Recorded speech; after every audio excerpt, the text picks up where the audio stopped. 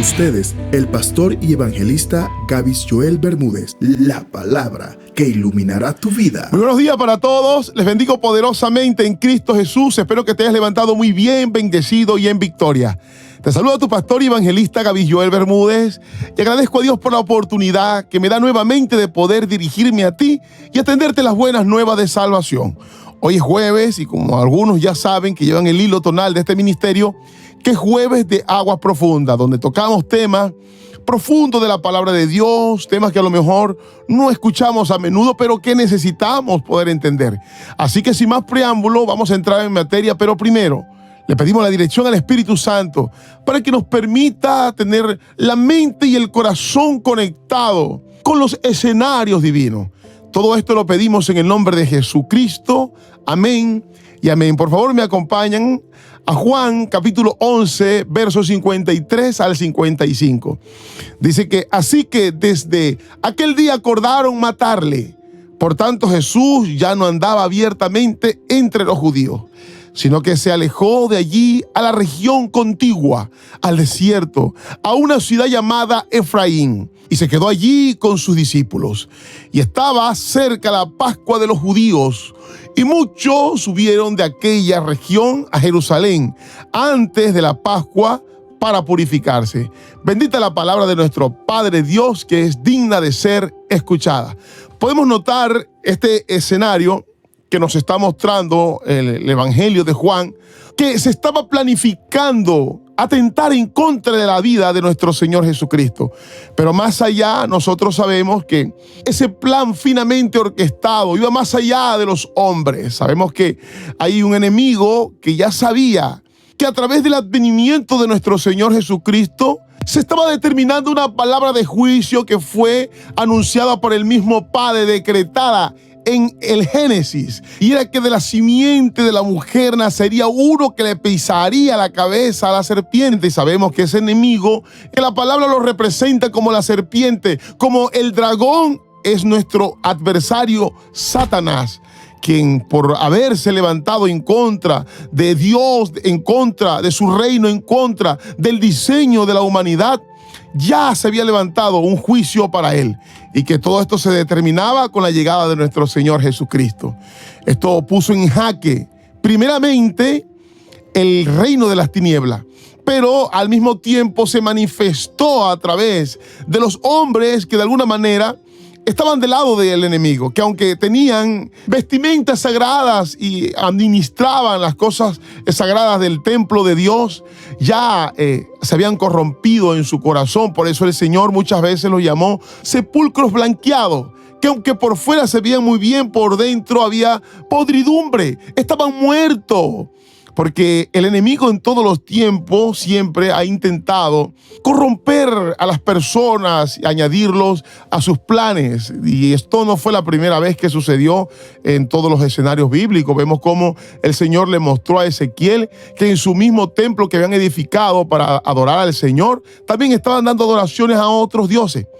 Entonces, por eso el Señor les dijo claramente a estos hombres: ustedes son hijos de vuestro padre el diablo, confirmando con esto una vez más de que estas personas eran instrumentos de Satanás, se habían corrompido. ¿Por qué? Por la mayoría de cosas que el enemigo corrompe al hombre, por fama, por reconocimiento, por dinero, por poder, y todo esto a la final de cuentas es efímero, porque dice la palabra del Señor, lo hemos leído muchas veces, que de los tales no demora la condenación. Entonces, aquí nos está mostrando un escenario en particular, una fiesta que era muy importante para el pueblo de Israel, que era la fiesta de las Pascuas. Aquellos que recuerdan la salida de Israel de Egipto, cuando mataron un cordero y rociaron esa sangre en los marcos, y esto evitó que muchos niños murieran. De allí se conoció como la fiesta de las Pascuas. Era tan importante para ellos que tenían una tremenda representación, que donde quisiera que estuvieran, ellos viajaban a largas distancias para encontrarse. Quiere decir que había una gran multitud, la cual es estos hombres enemigos del reino, enemigos de la palabra, enemigos de la verdad, instrumentos de Satanás, planearon y quisieron aprovechar la multitud de la gente y aprovechar y quitarle la vida al Maestro, a nuestro Señor Jesucristo, como siempre lo acostumbra a hacer el enemigo por la retaguardia.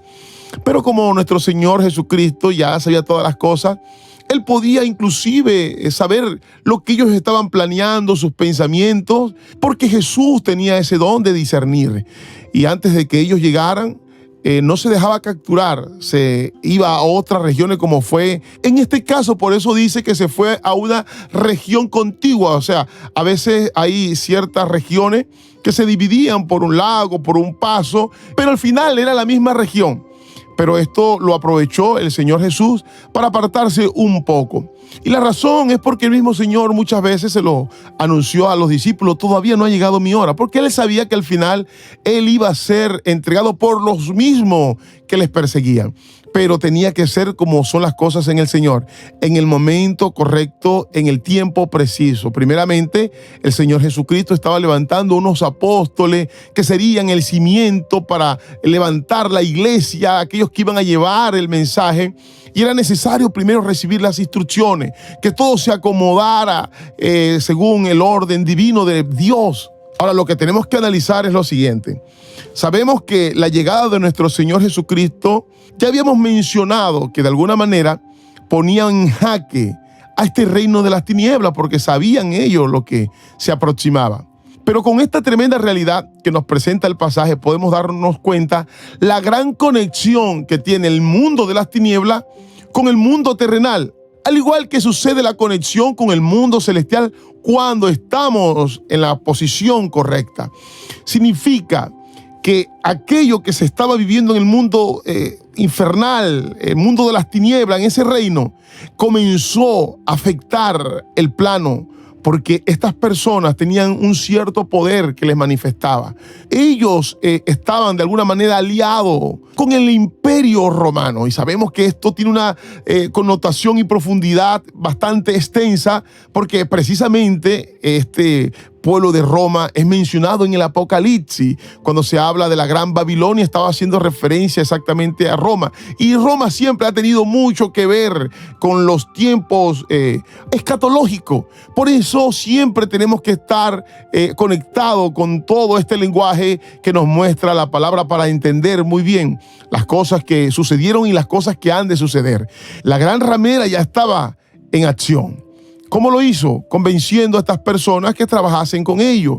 Muchos de ellos obtenían favores políticos, algunos privilegios de trabajar de la mano con ellos. De hecho, habían algunos gobernantes que enviaban hasta estas regiones y lo primero que hacían era conectarse con este sistema religioso, pero que estaba corrompido, para tener cierta injerencia en el pueblo, porque a ellos no les convenía de que este pueblo estuviera en manifestaciones, que estuvieran en desacuerdo, que hubieran muchos conflictos, porque de alguna manera desestabilizaba el gobierno o esta estructura de poder. Por eso se entiende que cuando Jesús comenzó a mover, alteraron un poco todo lo que estaba sucediendo, lo que ellos tenían como ley, comenzaron enseguida a verlo como un enemigo, sin importar la conexión que tenía Jesús con todas las profecías. Se dejaron cegar por el poder, por el hambre, por sus ambiciones, por las cosas que ellos deseaban. Y aunque ellos veían el poder de Dios manifestado en Jesús, para ellos era mucho más importante los beneficios que estaban recibiendo, el estatus que tenían. Una manera fácil de poder entender todo esto fue la misma propuesta que hizo Satanás en el momento de la prueba de nuestro Señor Jesucristo en el desierto, cuando estuvo 40 días allí en ayuno. Y lo que le ofreció Satanás fue los poderes, los reinos de la tierra, pero para que Satanás se lo diera tenía que postrarse a él y servirle, que fue lo mismo que hicieron estos hombres. Por eso rodaron su mirada de las cosas celestiales, de las verdaderas cosas importantes. Pero cuando escuchamos la respuesta de Jesús, nos da a entender que era la forma correcta de poder quebrar ese tipo de propuestas que eran tentador para el ser humano, porque solamente a Dios honrarás y solamente a Él adorarás. Y trató al diablo de mentiroso, de engañador, y dando a entender que aunque Él ofrezca esas cosas, son pasajeras y perecederas. Nuestro Señor Jesucristo, con la misma palabra de Dios, desarticuló toda acechanza y todo plan malévolo de tentación del enemigo. De la misma manera, nosotros tenemos que tener presente, para no dejarnos mover, como dice el apóstol Pablo, no dejarnos correr de lo que hemos recibido como verdad. porque aún en los últimos tiempos vamos a ver mucho más ese mensaje que la misma palabra lo llama apostasía, que no es más que renegar de Dios por las cosas que ofrece este mundo y que son perecederas. Estas personas que estaban conspirando contra nuestro Señor Jesucristo ya habían bebido de la copa de la ira, como lo dice el mismo Apocalipsis. De hecho, vamos a leer un poco para que nos podamos enrolar más con el tema. Apocalipsis capítulo 14, verso 8. Otro ángel le siguió diciendo: ha caído Babilonia. Ya sabemos a qué se refiere Babilonia, la gran ciudad, porque ha hecho beber a todas las naciones del vino del furor de su fornicación. Sabemos que cuando Dios llamaba a un pueblo fornicario, adúltero, eran personas que se habían prostituido, al igual que lo hicieron estos fariseos y saduceos, por cambio de dinero, de poder. Ya notamos por qué el Señor habla de la fornicación, de la ramera, de todos estos términos que siempre están conectados cuando una mujer accede a un hombre a cambio de algo. Se vendió, se profanó. Podríamos decir que todo esto está lejos de la realidad, pero lo que hoy estamos viviendo en el ámbito cristiano, en el Evangelio de Cristo, es que muchas personas han pasado por la misma prueba donde pasó nuestro Señor Jesucristo, pero no prevalecieron. Se quedaron allí en la tentación, fueron seducidos por el poder, por la plata, y cambiaron sus principios, cambiaron su integridad, cambiaron su pudor, cedieron, no permanecieron. Y Jesús por eso dice que el que permanezca hasta el fin, ese será salvo. Y se lo estaba diciendo precisamente a estos judíos, aquellos que habían creído en Él, porque la situación aquí no solamente está en creer, sino es permanecer cada vez que el enemigo nos tienta. Ahora, cuando usted es una persona que se levanta, así como se levantó nuestro Señor Jesucristo con la palabra de Dios y guerrió, esto de alguna manera va a empezar a levantar amenaza, va a comenzar el enemigo a desestabilizarse en el sector, en el área. Pero nosotros tenemos el respaldo divino de nuestro Padre Dios, quien siempre ha prometido estar con nosotros. A Cristo no le tocaron. Y cuando lo capturaron y lo mataron, fue porque ese era el plan de nuestro Padre Dios. Pero Jesucristo murió ahí precisamente para ir delante ahora de nosotros. Miren cómo el mismo libro de Apocalipsis nos confirma las razones por qué habla de la ramera, de la prostituta, de la fornicación espiritual. Aquí nos va a profundizar un poco más en el 17, verso 1. Vino entonces uno de los 7 ángeles que tenía las 7 copas, habló conmigo diciendo: ven acá y te mostraré la sentencia contra la gran ramera, la que está sentada sobre muchas aguas. Sabemos que cuando se refiere a muchas aguas se está refiriendo a pueblo, a mucha gente. Dice el verso 2, con la cual han fornicado, miren, los reyes de la tierra, y los moradores de la tierra se han embriagado con el vino de su fornicación. ¿Con qué? Con todo aquello que le sedujo, con todo aquello que le manipuló, con todo aquello que lo cautivó y que lo hizo desviarse. Qué triste, ¿verdad? Porque aquí está hablando ahora de los juicios que va a venir sobre la tierra con todos aquellos que fornicaron, con todos aquellos que vendieron su dignidad. Tenemos al capítulo 18 de Apocalipsis, verso 1. Después de esto vi a otro ángel descender del cielo con gran poder, y la tierra fue alumbrada con su gloria, y clamó con voz potente diciendo: ha caído la gran Babilonia, y se ha hecho habitación de demonios y guarida de todo espíritu inmundo, y albergue, escuche bien, de toda ave inmunda y aborrecible, porque todas las naciones han bebido del vino del furor de su fornicación, y los reyes de la tierra han fornicado con ella, y los mercaderes de la tierra, miren lo que pasó, se han enriquecido con la potencia de sus deleites. Esto mismo sucedió con los fariseos, y esto mismo está sucediendo y va a suceder en mayor amplitud en los tiempos venideros. Si analizamos muy bien, estos hombres, fariseos y saduceos, estaban de alguna manera representando el pueblo de Dios, y era como la parte religiosa, la que llevaba todo el protocolo de las cosas del Señor, pero se dejaron enrolar mucho más con el poder político, quien estaba a cargo en ese momento por Roma. Esto nos ayuda a entender que no solamente esa, sino en varias situaciones similares en la palabra del Señor nos menciona la contaminación de la iglesia o la mezcla de las cosas santas con los poderes gubernamentales, con los poderes civiles, que es lo que conocemos, como ya mencionamos antes, la apostasía. De hecho, cuando la primera iglesia y que hubo la persecución que fue llamada como la Santa Inquisición, lo que hizo que de alguna manera se disuadiera un poco toda esa persecución fue cuando comenzaron a mezclar los poderes políticos con los poderes espirituales. Y ahí fue donde llegó lo que conocemos ahora como falsas doctrinas.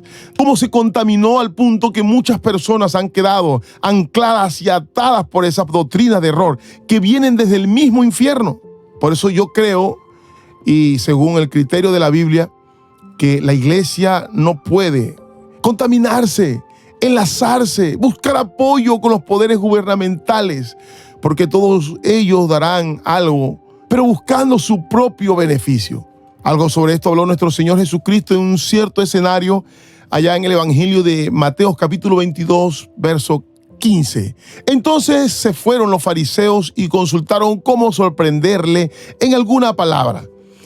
Y le enviaron los discípulos de ellos con los herodianos, diciendo: Maestro, sabemos que eres amante de la verdad y que enseñas con verdad el camino de Dios y que no cuidas de nadie porque no miras la apariencia de los hombres. Dinos pues, ¿qué te parece? ¿Es ilícito dar tributo a César o no? Observemos una cascarita más que el mismo enemigo levanta a través de estos hombres para poner en tela de juicio y de alguna manera en peligro a nuestro Señor Jesucristo. ¿Por qué? Porque si Jesús contestaba que sí, se iba a echar al pueblo de enemigo, porque a ellos no les gustaban pagar estos impuestos. Y si decía que no, se iba a echar a los romanos de enemigos porque había que pagar los tributos a Roma. Querían ponerle en sí entre la espada y la pared. Había un plan de maldad de las tinieblas, pero miren lo que el Señor con tanta sabiduría contesta en el verso 18. Pero Jesús, conociendo la malicia de ellos, les dijo: ¿por qué me tentáis, hipócritas? Mire cómo el Señor les mencionó lo que hemos hablado durante todo este mensaje. Eran hipócritas, que en pocas palabras son personas de doble cara, de doble ánimo, de doble moral. Querían estar en las cosas espirituales, pero también congraciarse con las cosas del mundo. Verso 19, mostradme la moneda del tributo. O sea, muéstreme aquello que ustedes siguen, por lo cual ustedes se han vendido, hipócritas. Y ellos les presentaron un denario. Entonces él les dijo: ¿de quién es esta imagen y la inscripción que hay en ella? Y dijeron: de César. Y les dijo: da pues a César lo que es de César y a Dios lo que es de Dios. Inmediatamente el Señor dijo: hay una división, las cuales no se pueden mezclar. Lo que es de Dios y lo que es de este mundo, lo que son estos gobiernos terrenales que el mismo enemigo ha levantado, son de Él y Él sabe cómo manejarlo. Por eso Él me los presentó como tentación, que si yo accedía a Él me los entregaba, porque Él tiene control de ellos. Entonces hay una división, las cuales no se puede mezclar, porque el mismo Señor dijo: ¿qué relación tiene Dios con Belial? ¿Qué relación tiene la luz con las tinieblas? Por supuesto que no. Y por eso era que Jesús puso en jaque a estas personas, porque de alguna manera los puso en descubierto. Mostró al mundo de que estaban llenos, ira de hipocresía, de muerte. Ahora, una manera más de comprobar cómo el Señor siempre ha querido que nosotros tengamos una separación entre las cosas divinas y las cosas terrenales. Aunque el Señor dice: somos de este mundo, pero no pertenecemos a este mundo, dando a entender que aunque algunas cosas vamos a tener que cumplirlas en esta tierra, como Él le dijo al César lo que es de César, pero lo que es de Dios es de Dios. Podemos notarlo también cuando el Señor estableció los mandamientos de la tabla. Ahí el Señor inmediatamente hizo la división. Las cosas de este mundo, las cosas civiles, las cosas terrenales y las cosas divinas. ¿De qué manera? Ya lo vamos a ver. En primera instancia, tenemos que concluir por qué el Señor escribió sus mandamientos, estos 10 mandamientos, en 2 tablas. Por supuesto que la pudo haber hecho en una sola, o en 3 o en 4. Lo hizo de esta manera para mostrarnos a nosotros la división. Cuando usted, de hecho, hace el ejercicio de buscar los mandamientos y las dos tablas, se dará cuenta que en la primera tabla nos muestra nuestra responsabilidad para con Dios. Y en la segunda nos está mostrando nuestra responsabilidad civil, gubernamental de esta tierra. Por poner un ejemplo, en la primera tabla dice, no tendrás dioses ajenos. Y en Deuteronomio 6:4 dice, oye Israel, Jehová nuestro Dios, Jehová uno es, amarás a Jehová, tu Dios, de toda tu alma y con toda tu fuerza. Pero cuando vamos a la segunda tabla, vamos a poner un ejemplo. Dice Levítico 19:18, no te vengarás ni guardarás rencor a los hijos de tu pueblo, sino amarás a tu prójimo como a ti mismo. Note, nos está hablando de deberes civiles y voy a leerlo rápidamente. En la primera tabla, no tendrás dioses ajenos, no adorarás imágenes, no tomarás el nombre de Dios en vano, acuérdate del día de reposo. Está hablando de los deberes para con Dios. La segunda tabla, honra a tu padre y a tu madre, no matarás, no cometerás adulterio, no robarás, no mentirás, no codiciarás nada de tu prójimo. Note cómo el Señor nos da detalles, cómo Él quiere que nosotros sepamos hacer separación de una cosa con la otra. Jesús dijo a Dios lo que es de Dios. No podemos mezclar las cosas de Dios con las cosas del mundo. Por esta razón Jesús comenzó a ser perseguido. Si usted nota, a Él no lo juzgaron por ninguna condena civil. Él los comenzaron a juzgar, era por las cosas que estaban relacionadas con esta primera tabla. Y rápidamente vamos a entender esto. Y ya con esto vamos terminando. Juan capítulo 10, verso 30. Yo y el Padre uno somos. Entonces los judíos volvieron a tomar piedras para apedrearle. Jesús les respondió, muchas buenas obras os he mostrado de mi Padre. ¿Por cuál de ellas me apedreáis? Le respondieron los judíos diciendo, por buena obra no te apedreamos, sino por la blasfemia, porque tú siendo hombre te haces Dios. Note usted que esta era el área que ponía en jaque a las tinieblas y consigo también a estas personas que pertenecían a las tinieblas, que eran instrumentos, hijos de Satanás. Ellos tenían miedo que se les comprometiera el poder que les habían entregado. Y esto tenemos que tenerlo claro porque esto se va a identificar nuevamente o se está identificando en estos tiempos. Ellos de alguna manera sabían que había poder de Dios, pero su misma ambición les negaba a entender estas cosas. Y esto lo concluimos con esta última cita, Juan capítulo 11, 47. Entonces los principales sacerdotes y los fariseos reunieron el concilio y dijeron, ¿qué haremos? Porque este hombre hace muchas señales. Si le dejamos así, todos creerán en él. Y vendrán los romanos y destruirán nuestro lugar santo y nuestra nación. Noten ustedes, el miedo que ellos tenían es que las personas creyeran en Jesús. Ese era el miedo que tenían las mismas tinieblas por lo que ya estaba aconteciendo. Y note que luego confirma que ellos tenían miedo de que los romanos destruyeran el lugar que les habían dado de poder y de privilegios. Ya entonces entendemos verdaderamente cuál fue la razón por la cual perseguían y querían matar a Jesús. Ahora con esto vamos a entender por qué muchas veces nos persiguen y quieren atañir nuestras vidas.